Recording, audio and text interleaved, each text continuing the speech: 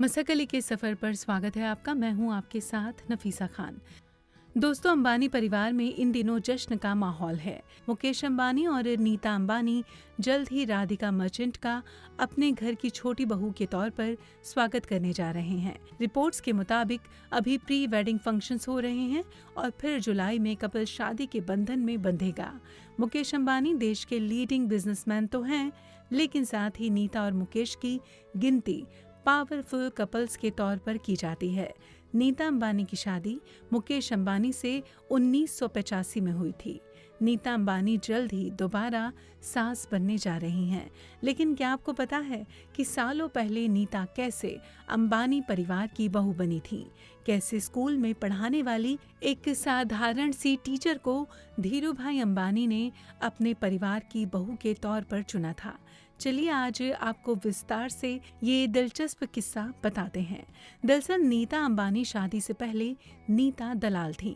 वो एक middle class Gujarati family से ताल्लुक रखती थीं। उनके माता पिता का नाम रविंद्र भाई दलाल और पूर्णिमा दलाल था। उन्होंने नासी मुंशी कॉलेज ऑफ इकोनॉमिक्स से बैचलर्स की थी। वो साथ ही एक ट्रेंड क्लासिकल डांसर थीं। नीता एक स्कूल में बतौर डांस टीचर के तौर पर काम करती थीं। उन्होंने सिमी ग्रेवाल के चैट शो में बताया था कि वो सेंट फ्लावर्स नर्सरी स्कूल में काम करती थीं और उनकी सैलरी 800 रुपए थी। एक कार्यक्रम में नीता अंबानी ने बतौर डांसर भरतनाट्यम डांस प्रस्तुति दी थी। इस कार्यक्रम में धीरूभाई अंबानी और उनकी पत्नी कोकिलाबेन भी मौजूद थे। यहीं धीरूभाई अंबानी को अपनी बहू के तौर पर नीता अंबानी भा गई थीं और उन्होंने मन ही मन उन्हें अपनी बहू बनाने का फैसला कर लिया था। अंबानी परिवार जब नीता के घर मुकेश अंबानी का रिश्ता लेकर पहुंचा था तो नीता ने उनके सामने एक शर्त रखी थी। शर्त ये थी कि शादी के बाद भी उन्हें काम करने से नहीं रोका जाएगा।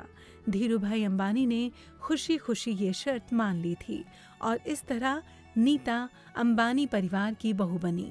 वो अब सालों से रिलायंस फाउंडेशन से जुड़ी हुई हैं और कई बड़े प्रोजेक्ट्स पर काम कर चुकी हैं। तो इस तरह नीता दलाल नीता अंबानी बनी। आपको उनकी ये स्टोरी कितनी अच्छी लगी, कितनी खास लगी, हमें कमेंट बॉक्स में लिखकर ज़रूर बताइएगा। और अगर ये वीडियो पसंद आया हो तो इसे लाइक करें, शेयर करें, सब्सक्राइब करें मसकली को और देखते रहें मसकली। शुक्रिया।